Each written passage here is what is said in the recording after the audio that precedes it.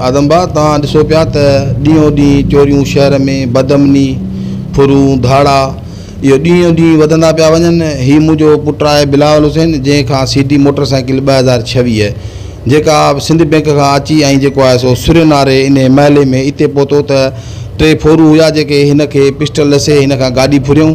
ऐं असां इहो ई जेको आहे सो मुतालबो कंदासीं IG सिंध खां, CM सिंध सैयद मुराद अली शाह साहब खां त पुलिस नाले का बि शइ नज़र नथी अचे।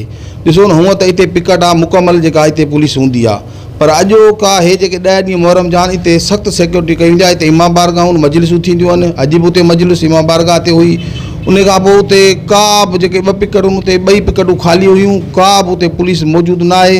असां वियासीं NC कराईसीं, SHO साहब चयो त बाबा अलाह ख़ैर कंदो ऐं इन शइ खे रिकवर कराईंदासीं, पर सखणा इहे दिलासा असांखे हुन ॾेई वापसि कयो आहे।